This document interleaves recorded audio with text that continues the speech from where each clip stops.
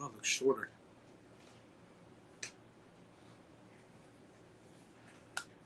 Check to see. Nashville? Yeah. Should be.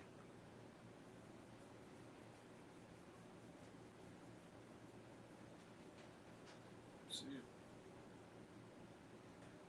Take it, boy.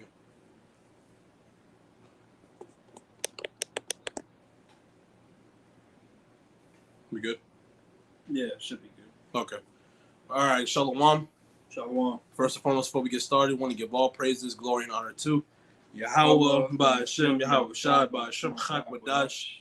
A double honor to the apostles, elders of GMS, pushing his word through the spirit and power of Yahweh, by Hashem, Shai. All right, this is the GMS NASHVILLE brothers, Brother Yahweh Nah, and Brother Malachi, back with another lesson. And Lord, when this lesson is edifying to the elect, and as you see on the screen, the title we'll be getting to, we're going to be tried at a major level, man. All right, and what's that major test? You know, JT, but, you know, one of the main prophecies, the Charagma, the RFID microchip, the mark of the beast. All right, we're all going to be tested by that because honestly, we can start off with Revelation 3 and 10, yeah, which they tried the world, because the microchip is going to affect everybody. Not just because we're in the truth, or we're just not going to be affected by these plagues and pestilence and things that come. No, we're going to be dwelling in it. What's different between us and everybody else? The Lord is dealing with us and going to secure us and protect us during that time. We're going to be going through stuff, but we're not going to receive that 2/3 judgment that's written for the nation of Israel that's not in the truth, trying to get right with Yahweh Bashim Al-Shai. That's the only difference. Go ahead. Revelation chapter 3, verse 10, we get 11 too. Because thou hast kept the word of my patience, I also will keep thee from the hour of temptation. What's the hour of temptation? That RFID microchip. Because when this is presented upon the planet Earth, which is already here, but when it's made mandatory, hey, the Lord's going to secure us from that, man. Even if we have to become pilgrims on the earth and we end up losing our houses, our cars, our women, you know, no matter what, we get just left at the flat bottom. Hey, the Lord is going to protect us, man. Even if we lose everything that we got, but we didn't get hit with a nuke, we didn't take that Haragma. So we're going to be, times are going to get hard. Times are getting harder and we see it. But the thing is, because I was thinking about this, I think like a couple weeks ago or last week, everybody else is stressing the fuck out, but we honestly, we just chilling. We're dealing with the gas prices. We're dealing with the inflation. We're dealing with, you know, these jobs and stuff like that. But the thing, like I said, we're not stressing out, man. We're not like, oh, man, we not going to make it, man. We not tripping. But everybody else, they bugging the fuck out, man. People are losing their minds, shooting each other, all types of shit. But we're keeping our composure. Yep. Which that's Isaiah 33:6. Mm-hmm. Stability. It's truth. Mm-hmm. This is what's keeping us secure, man. Yahweh Bashim Al-Shai. We have something to fall back to. We have something to run, not fall back. I don't want to use that term, but we have something to run to because we're dependent, which this world teaches you to be independent. There ain't no such thing as independent. You got to run to Esau, because if you say you live on your own, you're doing it all by yourself. You're really not, because you're running to Esau for food stamps. You're running to Esau for WIC. You're running to Esau to fix your internet. You know, if it goes out, fix your lights. So you're really not independent, you know, but we're dependent. We just dependent on the Lord, you know, and we're definitely going to be dependent in that time when that major test is brought upon us. You know, Jacob's trouble, Jeremiah 30:7, Daniel 12:1, Ezekiel 7, and, you know, the list goes on and on. Go ahead. You got something else? Yeah, I got a quick one. Go ahead. Proverbs 18:10.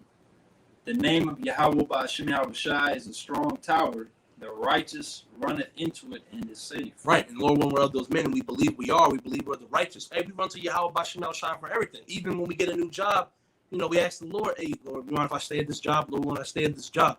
Yahweh Shai, stay at this job, man. Because the Lord is in control of all of this. And we just hope and pray the Lord keeps us and guides us in the right direction. That's what we run to. The people don't run to that. They may run to God and Jesus Christ, but there is no Jesus Christ. There's no Muhammad. There's no Muhammad. There's no shit. There's a thing going around, but a flying spaghetti monster. As crazy as it sounds, people are worshiping that. You know, that's not going to secure them in that time. Jesus Christ is not securing these people. Jesus Christ is making these people bug out. You know. Go ahead. 2nd Ezra chapter 16, verse 74 to 75.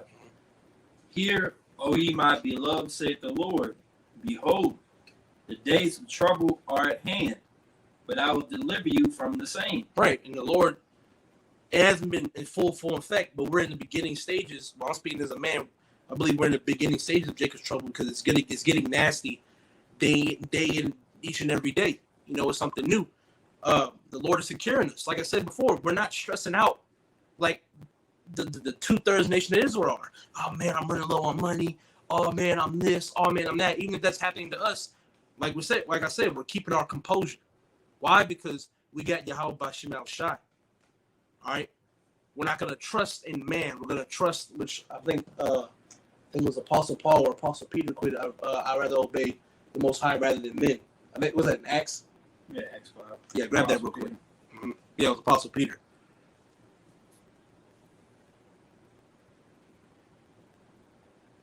Acts chapter 5, verse 29. Then Peter and the other apostles answered and said, we ought to obey God rather than men. Right. Well, y'all over here waiting on Biden. Because you got a nigga at the job say yesterday talking about, hey, we struggling, or he said something to the notion of we going through shit, but over here Biden sending millions of dollars to Ukraine. But hey, the scriptures say, woe to them trusting in the shadow of Egypt. You know, you're gonna be trusting in the so-called white man. If you're an Israelite, a so-called Negro, Latino, and Native American, you trust in the so-called white man, you're trusting in the society, it's gonna lead to your downfall, man. These are the niggas who are looking at Biden. These niggas are looking at Kamala Harris, looking at these senates, looking at everybody for help. They're the ones that's gonna take that charagma and they're gonna be destroyed by thermonuclear missiles, man. Because you're trusting in the oppressor, and he's leading you to destruction. And all we got to do is get right with Yahweh Bashim Al Shai. It's really simple, man. It's really simple and honestly really easy to follow Yahweh Bashim Al Shai. The Lord really isn't requiring for much, but to our people, it's too much. Oh, I can't stop smoking weed. That's too much. Oh, I can't stop eating pork and having a super shitty ass diet, eating McDonald's 10-piece nugget meal every day. And number 8, I can't stop doing that. You know, that's fine. That's gonna lead you to your downfall, man.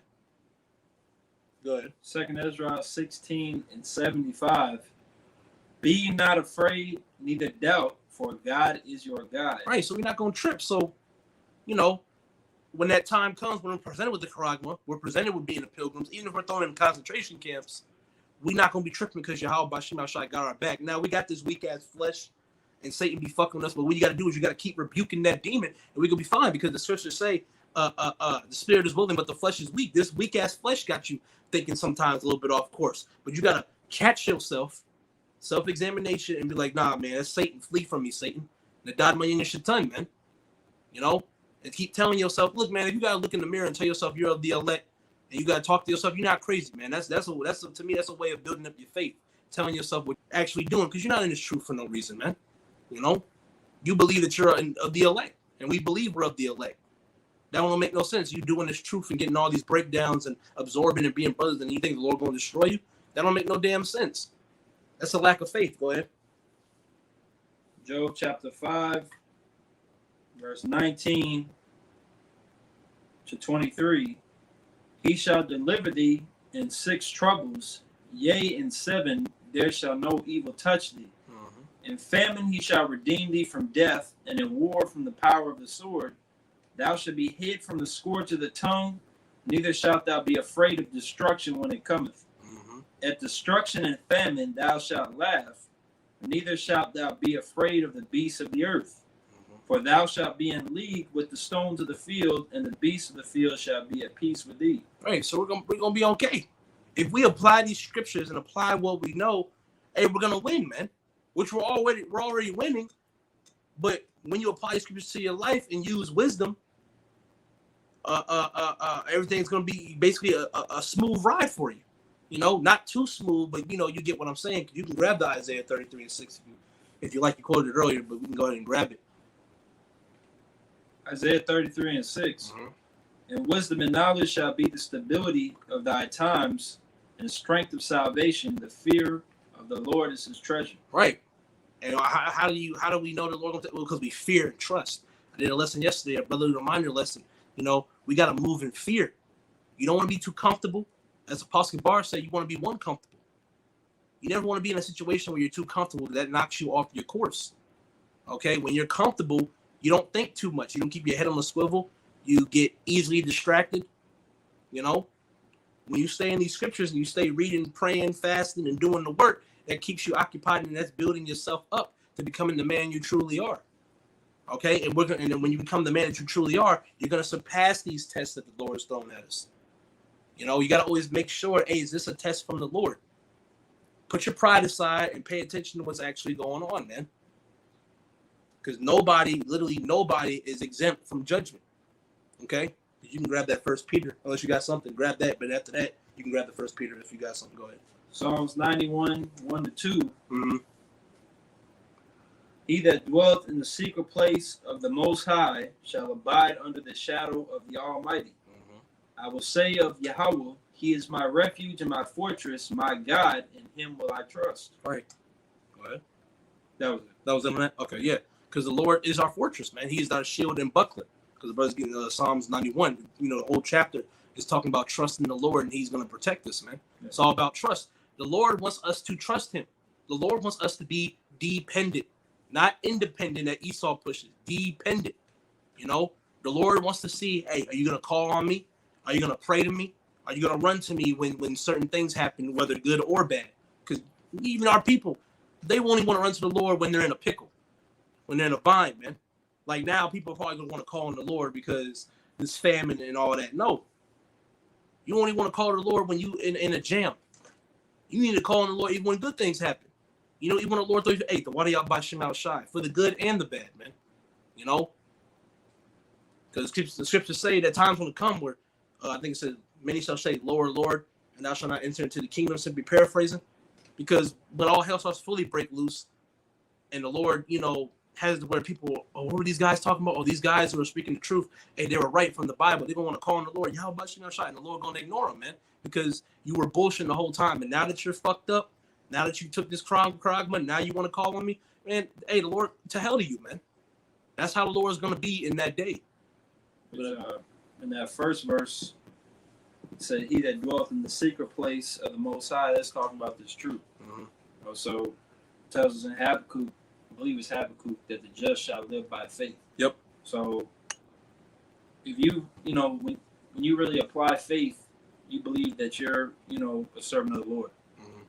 which means the Lord brought you into this truth to put a hedge around it to protect you. Mm-hmm. I believe it's Psalms 34:7 talks about the Lord has angels around his servants and they encamp around him and protect him. So if you actually believe you're a servant of the Lord, whether you're a man or a woman, but especially a man, you know, doing the work, mm-hmm. then you gotta believe that. The Lord didn't bring you into this thing to destroy you. Right. You're in this truth so you can be delivered, saved from these different perils that are coming. Okay. So like, what's the scripture say? A wise man is prudent and he hides himself, or something like that. Yeah. Grab that, because that can go into what you just quoted. Proverbs 22:3. A prudent man foreseeth the evil, because the Lord has opened his eyes. Because when you go into the word prudence, it goes into showing care or thought for the future. Mm-hmm. Which, you know, if you really care about yourself and your household, you're going to serve the Lord. I mean, it only makes sense because the Lord is the one. Out of the Lord comes health and destruction. You know, depending on his view on you, depending on what you do for him. Right. So if you do good by the Lord, then obviously, you know, he's going to deliver you in your house. Mm-hmm. It says, and hideth himself, but the simple pass on and are punished. Punished. And who's going to be simple and punished? The 2/3. Okay? Though they're not going to be. They're not right now, and later on, they're not going to apply these scriptures. They're not going to be wise as serpent, harmless as dove. They're not going. They're going to be making haste decisions, you know, because tough decisions are coming, man. And you got to be ready. And what's the toughest decision you're going to make? You either going to take that charagma, or you're not going to take it, and might have to be, you know, a martyr for this truth, because you don't want to bow down to Esau Edom, that's trying to portray himself as the Most High, you know. So there's a decision that you got to make. There's a decision that we all got to make. Okay? Right now, it may be cool right now. You know, Esau ain't messing with you. And at that certain level, you know, you can still take a nice shower. You can take a nice nap with your wife or whatever. But there's gonna be a time to where it comes where he's kicking down your door and he's bringing you to a concentration camp, and they're like, take the chip or die. There's a decision that you gotta make, man. When that time comes, you may lose your wife, your kids. You gotta be ready for that type of shit. That's why right now, damn it, Salakia. That's why right now, this is the time to get yourself together. This right now is the perfect time, especially the times that we're in. You know, that's why, you know, the Apostle Paul said it's the year to turn up, man. We need to be turned up. You need to be on fire. There's no reason why you should be lazy and slothful in this truth. You know what I'm saying? You can grab that First Peter. You got anything? You can grab what you got. Okay, go ahead and grab that First Peter. Where in First Peter? First Peter 4. Man or persons? No. First Peter 4 and 17, 18. To the house of God? Yeah. Just to also prove that, you know, as well that where else gonna be. Hopefully it stays. First Peter 4 and 17 to 18. For the time has come that judgment must begin at the house of God, and if it first begin at us, what shall the end be of them that obey not the gospel of God? Right, because judgment's gonna get hit with us too, man. We're not exempt for this. If you thinking when all hell breaks loose, you about to sit in a nice log cabin in a mountain with 30 women and 12 bottles of yayan, you tripping, man. Esau's gonna be coming at us first. He already got our names, where we're located, who we associate with, family members. You know, he's gonna come at us first because we're the ones that's teaching. You know, so when it starts with us, how much you think is gonna happen to you niggas out there that's just being niggas? You know, go ahead, get the 18th verse. And if the righteous scarcely be saved, where shall the ungodly and the sinner appear? Right, with the word scarcely, it goes into basically barely. You know, damn near, basically. You know, we're gonna barely be saved. We're gonna be looking at situations where it may look like it's through. But we got to hold our integrity and our faith because the Lord's going to pull us out of it, man. You may be 4 days and you ain't eating and your stomach is turning upside down. But then that 5th day, hey, the Lord bless you with some food. Yeah, you gotta keep that in your mind and remain faithful. All right? The scriptures say, strive for the truth unto death. So even when you're damn near about to die, still hold your faith. Still believe that Yahweh Shemel Shai is going to protect you. When the missiles are damn near down your throat, you know, still believe that the Lord's going to deliver you. You know, you got to have that much faith. The scriptures say, you know, because I was reading Matthew, Matthew 17, you know, when Yahweh is speaking about having the faith as a grain of the mustard seed. That's how much faith that you need. Now, don't settle less for that. Don't have that mindset of like a D is passing. You want to strive for an A. You want to have as much faith as you can. Now, each brother got the different level of faith, but you want to get as much faith as you can, man, especially in the times that we're coming in, because judgment is here and it's happening and it's going to get worse. You know? You got something else? Let me see. I was trying to think of something real quick. We probably grab one more. Trying to think for like 2 seconds.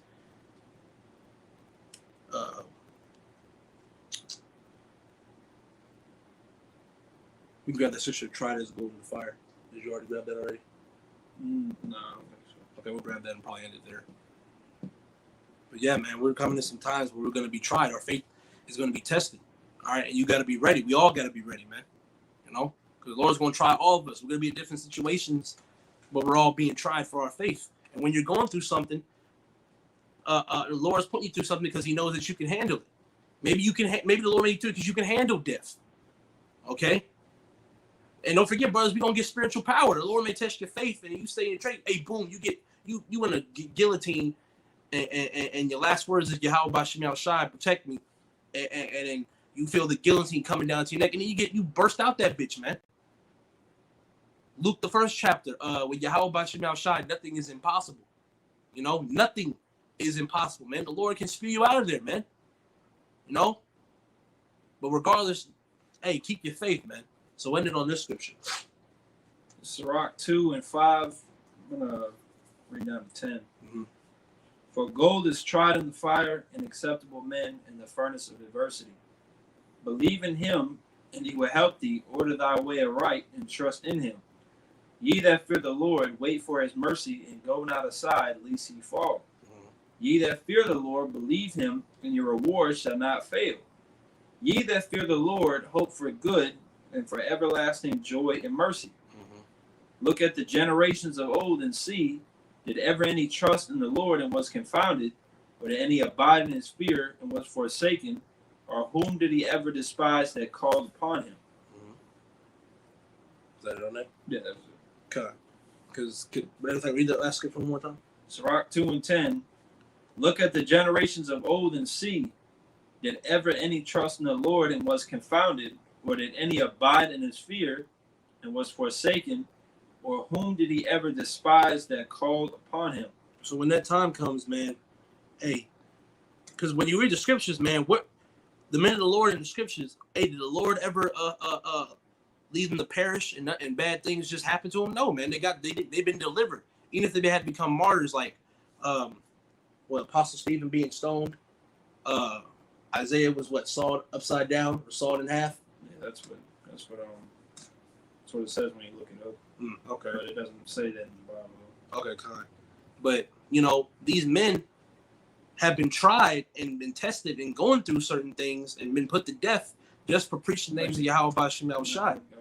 Because okay, go ahead. Because it doesn't say. That's what it says when you look it up. It doesn't literally say him. But when you go to Hebrews 11, it talks about somebody being sawn asunder. Okay, I mean, more than likely. Hebrews 11 and 36 down to 37. I'll read down to 39. Just dealing with the prophets. It says, and others had trial of cruel mockings and scourgings, yea, moreover, of bonds and imprisonment. They were stoned, they were sawn asunder, were tempted, were slain with the sword. They wandered about in sheepskins and goatskins, being destitute, afflicted, tormented, of whom the world was not worthy. They wandered in deserts and in mountains and in dens and caves of the earth. And these all, having obtained a good report through faith, received not the promise. Well, I'll read the last verse. God having provided some better things for us, that they without us should not be made perfect. So it just really goes into the different things that the prophets have went into in the times of old. And the reason they haven't received the promise is because it wasn't the time. Right. Those men, or at least the majority of them, or some of them are here today. For the ones that ain't in the spirit world, and they're going to receive the promise very soon when our Lord returns. Yahushua. So it just goes to show, I believe it's Romans 15:14 or 15 and 4 talks about everything that was written in the Bible. It ain't just written to, because fuck it. It's written so we can look back at it and use it as examples. Like namely, 2 Maccabees 7. The mother and her children, even the chapter before that, Eleazar, those things are written, like we said before, you mentioned before the lesson.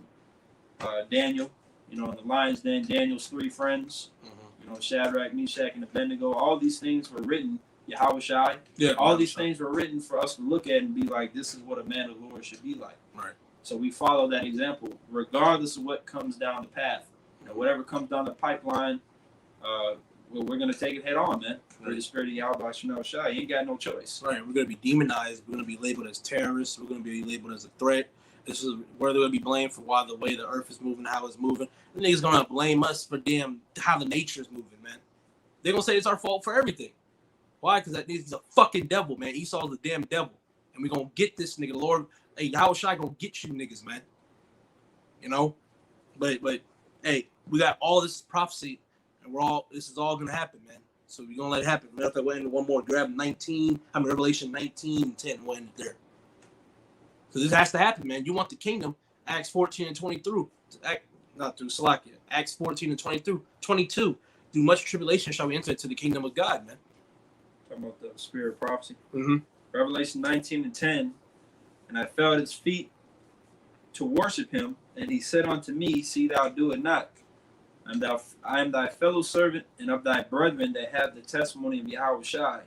Worship Yahweh, for the testimony of Yahweh Shai is the spirit of prophecy. There you go, man. So, hey, on another note, brothers, hey, stay in tune, man. Get your faith up, pray, fast, do what you got to do, man, to stay locked in with Yahweh Ba'Shem Yahushai, because we need to be locked in now, and especially later, in the latter times that we're coming into. We got to be locked and loaded. Your spirit need to be at a certain level, man. I can't tell you what level, but but your faith need to be up. It needs to be up there, man. All of us. All right. So, Lord, that's all you got? Yeah. All right, Lord, that's it, man. Lord, one is us edifying to the elect, and before we close, giving all praises, glory, and honor to Yahweh, by Hashem, Yahweh Shai, by Hashem, Chak, a double honors to the apostles and others of GMS is pushing his word through the spirit and power of Yahweh, by Hashem, Yahweh Shai. Hey, you brothers keep fighting this good fight of faith. Kwame Shalom, out of here, Shalom, and above. Shalom.